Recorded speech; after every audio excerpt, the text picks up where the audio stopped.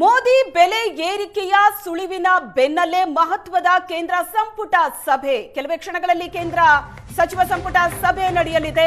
ಭಾರಿ ಕುತೂಹಲವನ್ನ ಮೂಡಿಸಿದೆ. ಚಿನ್ನದ ಮೇಲೆ ಆಮದು ಸುಂಕ ಹೆಚ್ಚಳ, ತೈಲ ಬೆಲೆಯಲ್ಲೂ ಏರಿಕೆಯಾಗೋ ಸಾಧ್ಯತೆ ಇದೆ. ಸಂಪುಟ ಸಭೆಯಲ್ಲಿ ಮಹತ್ವದ ನಿರ್ಧಾರವನ್ನ ಮೋದಿ ಸರ್ಕಾರ ಕೈಗೊಳ್ಳುತ್ತಾ? ಕೆಲವೇ ಕ್ಷಣದಲ್ಲಿ ಸಂಪುಟ ಸಭೆ ಆರಂಭವಾಗಲಿದೆ. ಈ ಸಭೆಯಲ್ಲಿ ಮೋದಿ ಸರ್ಕಾರ ಏನ್ ತೀರ್ಮಾನವನ್ನ ತೆಗೆದುಕೊಳ್ಳುತ್ತೆ ಅನ್ನೋ ಕುತೂಹಲ ಇದೆ. ಕೊರೋನಾದಂತೆ ಕಠಿಣ ಸ್ಥಿತಿಯನ್ನ ಎದುರಿಸೋದಕ್ಕೆ ಸಜ್ಜಾಗುವಂತೆ ಮೋದಿ ಕರೆ ಕೊಟ್ಟಿದ್ದಾರೆ. ಪೆಟ್ರೋಲ್ ಉಳಿಸಿ, ಚಿನ್ನ ಖರೀದಿ ಬೇಡ ಅಂತ ಪ್ರಧಾನಿ ಮೋದಿ ಹೇಳಿದರು. ದೇಶದ ಜನರಲ್ಲಿ ಪ್ರಧಾನಿ ಮೋದಿ ಮನವಿಯನ್ನ ಮಾಡಿಕೊಂಡಿದ್ರು. ಈಗ ಆ ಮನವಿಯೇ ದೇಶದ ಜನರಿಗೆ ಆದೇಶವಾದಂತಾಗಿದೆ.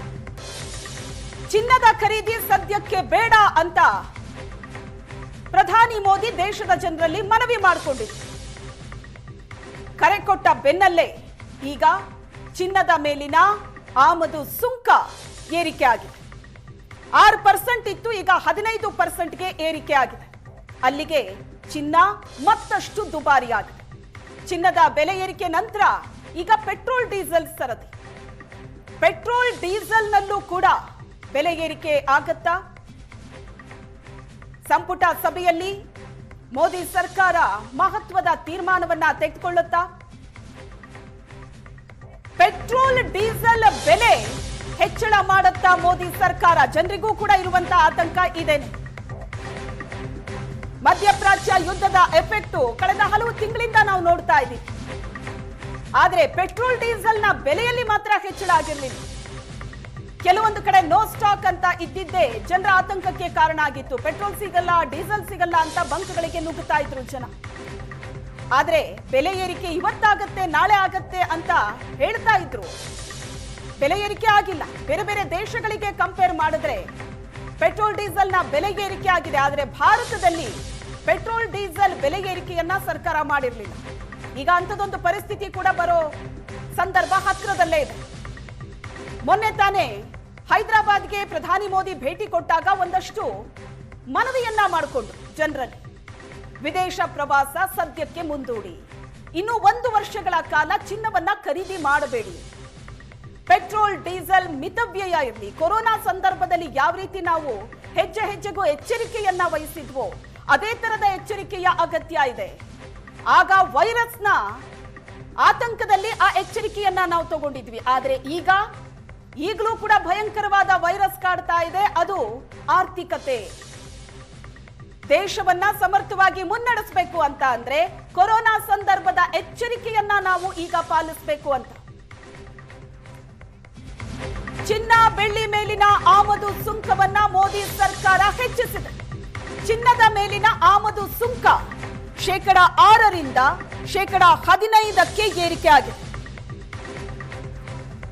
ಪಶ್ಚಿಮ ಏಷ್ಯಾ ಬಿಕ್ಕಟ್ಟಿನ ಮಧ್ಯೆ ವಿದೇಶಿ ವಿನಿಮಯವನ್ನ ಉಳಿಸೋದಕ್ಕೆ ಪ್ರಧಾನಿ ಮೋದಿ ದೇಶದ ಜನರಲ್ಲಿ ಮಾಡಿದಂತ ಮನವಿಯಾಗಿತ್ತು. ಚಿನ್ನ ಖರೀದಿ ಸದ್ಯಕ್ಕೆ ಬೇಡ, ವಿದೇಶ ಪ್ರಯಾಣವನ್ನ ಮುಂದೂಡಿ, ಇನ್ನು 1 ವರ್ಷಗಳ ಕಾಲ ಬಹಳ ಎಚ್ಚರಿಕೆಯಿಂದ ಹೆಜ್ಜೆ ಇಡಿ ಅಂತ. ಈಗ ಚಿನ್ನದ ಮೇಲಿನ ಆಮದು ಸುಂಕ ಜಾಸ್ತಿ ಆಗಿದೆ. 6% ಇತ್ತು ಇಲ್ಲಿ ತನಕ, ಈಗ 15% ಆಗಿದೆ. ಅಂದ್ರೆ 9% ಏರಿಕೆಯನ್ನ ಕಂಡಿದೆ. ಹಾಗಾಗಿ ಚಿನ್ನದ ಬೆಲೆ ಜಾಸ್ತಿ ಆಗತ್ತೆ. ಆ ಮೂಲಕ ಆದ್ರೂ ಚಿನ್ನ ಖರೀದಿ ಮಾಡಿದ್ರೆ ಕೈ ಸುಟ್ಕೋಬೇಕು ಅನ್ನೋ ಕಾರಣಕ್ಕಾದ್ರೂ ಜನ ಖರೀದಿಯಿಂದ ಹಿಂದೆ ಸರಿಲಿ ಅಂತ. ಚಿನ್ನ ಅನ್ನೋದು ಭಾರತೀಯರಿಗೆ ಇನ್ವೆಸ್ಟ್ಮೆಂಟ್ ಜೊತೆಗೆ ಒಂದು ಎಮೋಷನ್ ಕೂಡ ಹೌದು.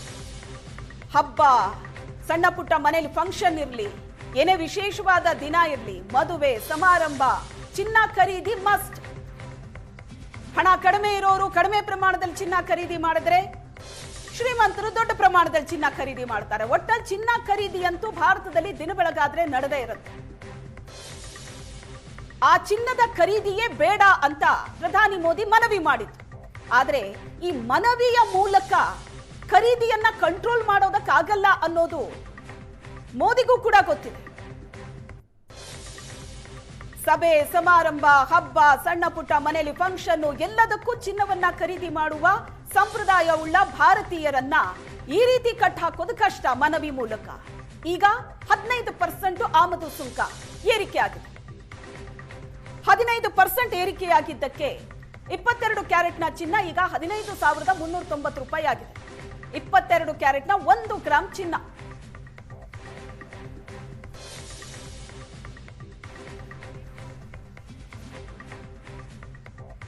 ಈ ಬಗ್ಗೆ ಹೆಚ್ಚಿನ ಡೀಟೇಲ್ಸ್ ಅನ್ನ ಕೊಡ್ತಾರೆ ನಮ್ಮ ಪ್ರತಿನಿಧಿ ಶಶಿಶೇಖರ್. ನ್ಯೂಸ್ ಡೆಸ್ಕ್ ಇಂದ ನೇರ ಸಂಪರ್ಕದಲ್ಲಿ ಜಾಯಿನ್ ಆಗಿದ್ದಾರೆ. ಶಶಿಶೇಖರ್, ಕೊರೋನಾ ಸಂದರ್ಭದ ಕಾಲದಲ್ಲಿ ಯಾವ ರೀತಿ ಎಚ್ಚರಿಕೆ ವಹಿಸಿದ್ವೋ ಅದೇ ರೀತಿ ಎಚ್ಚರಿಕೆಯನ್ನ ದೇಶದ ಜನರು ಈ ಸಂದರ್ಭದಲ್ಲಿ ವಹಿಸಬೇಕು ಅಂತ ಪ್ರಧಾನಿ ಮೋದಿ ಮನವಿ ಮಾಡಿಕೊಂಡಿದ್ರು. ಆ ಮನವಿ ಈಗ ಆದೇಶವಾಗಿ ಬದಲಾಗ್ತಾ ಇದೆ. ಚಿನ್ನ ಆಯ್ತು, ಈಗ ಪೆಟ್ರೋಲ್ ಡೀಸೆಲ್ ನ ಕತೆ ಏನು ಅನ್ನೋದು ಇವತ್ತಿನ ಈ ಸಂಪುಟ ಸಭೆಯಲ್ಲಿ ತೀರ್ಮಾನ ಆಗತ್ತಾ ಅಂತ. ಸೊ ಸದ್ಯಕ್ಕೆ ಏನೆಲ್ಲ ಬೆಳವಣಿಗೆಗಳಾಗ್ತಾ ಇದೆ ಈ ಬಗ್ಗೆ? ಶ್ವೇತಾ, ಭಾನುವಾರ ತೆಲಂಗಾಣದಲ್ಲಿ ಪ್ರಧಾನಿ ನರೇಂದ್ರ ಮೋದಿ ಮೊದಲ ಬಾರಿಗೆ ತೈಲ ಮಿತಬಳಕೆಯನ್ನು ಮಾಡಿ ಚಿನ್ನ ಖರೀದಿಯನ್ನು 1 ವರ್ಷ ತಡೆಯಿರಿ ಎನ್ನುವ ಹೇಳಿಕೆಯನ್ನು ಕೊಟ್ಟಾಗಲೇ, ಸಾರ್ವಜನಿಕ ಕಾರ್ಯಕ್ರಮದಲ್ಲಿ ಭಾಷಣ ಮಾಡಿದಾಗಲೇ ಬೆಲೆ ಏರಿಕೆಯ ಸುಳಿವು ಇದು ಅನ್ನೋದು ಅರ್ಥ ಆಗಿತ್ತು. ಅದಾದ ನಂತರ ಗುಜರಾತ್ನಲ್ಲೂ ಕೂಡ ನರೇಂದ್ರ ಮೋದಿ ಇದೇ ಮಾತನ್ನು ಹೇಳಿದರು.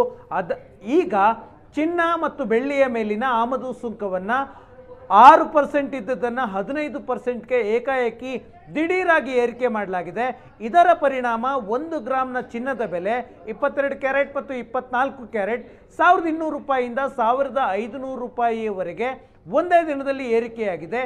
ಈಗ ಪ್ರಶ್ನೆ ಇರೋದು, ಮೋದಿ ತೈಲದ ಬಳಕೆಯನ್ನು ಕಡಿಮೆ ಮಾಡಿ ಅಂತ ಹೇಳಿದರು, ಚಿನ್ನ 1 ವರ್ಷ ಖರೀದಿ ಮಾಡಬೇಡಿ ಅಂತ ಹೇಳಿದರು, ಅದರ ಬೆಲೆ ಏರಿಕೆಯಾಗಿದೆ.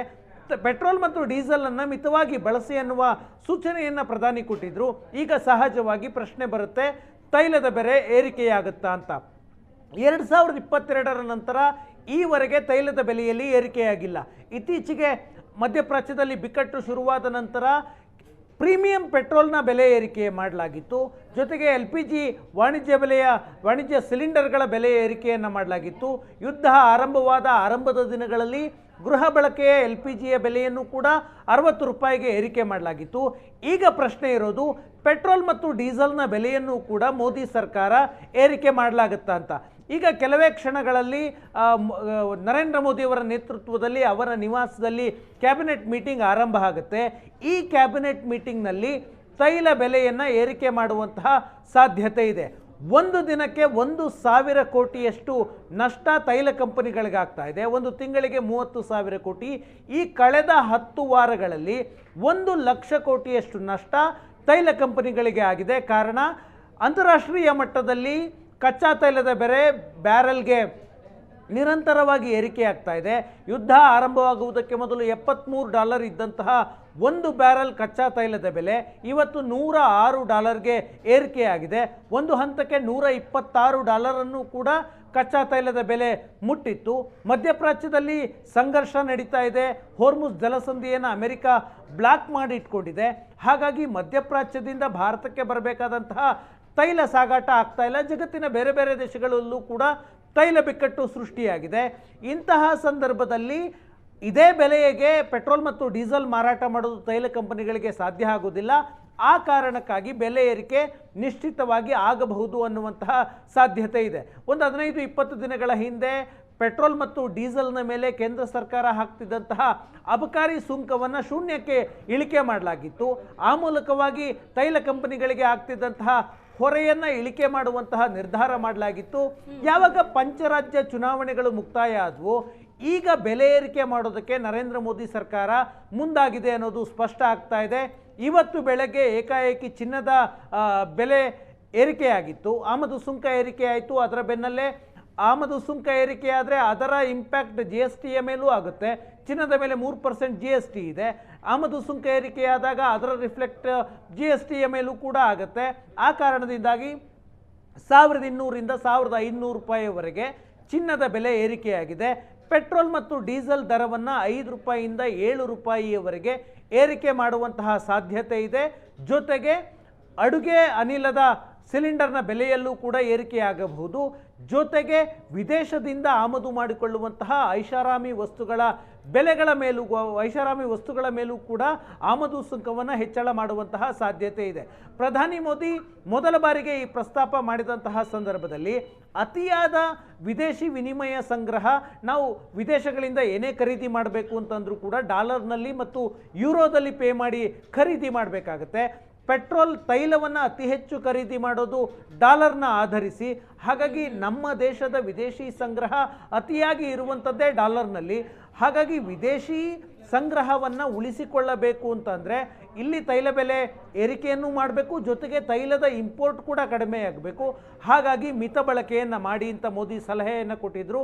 ಒಂದು ಹಂತಕ್ಕೆ ಬೆಲೆ ಏರಿಕೆ ಆದರೆ ಮಿತ ಬಳಕೆಯೂ ಆಗಬಹುದು ಅನ್ನುವಂತಹ ನಿರೀಕ್ಷೆ ಇರಬಹುದು. ಒಂದು, ತೈಲ ಕಂಪನಿಗಳಿಗೆ ಆಗ್ತಿರುವಂತಹ ಆರ್ಥಿಕ ಹೊರೆಯನ್ನು ತಗ್ಗಿಸಬೇಕು, ನಿರಂತರವಾಗ್ತಿರುವಂತಹ ನಷ್ಟವನ್ನು ಸರಿದೂಗಿಸೋದಕ್ಕೆ ಅಂತಾರಾಷ್ಟ್ರೀಯ ಮಟ್ಟದಲ್ಲಿ ಏರಿಕೆಯಾಗ್ತಿರುವಂತಹ ತೈಲ ಬೆಲೆಗೆ ಪೂರಕವಾಗಿ ಇಲ್ಲೂ ಏರಿಕೆಯಾಗಬಹುದು.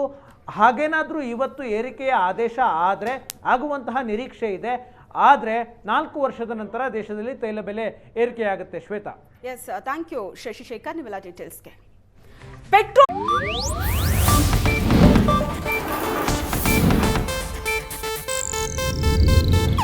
ಇದು ಏಷ್ಯಾನೆಟ್ ನ್ಯೂಸ್ ನೆಟ್ವರ್ಕ್ ಪ್ರಸ್ತುತಿ.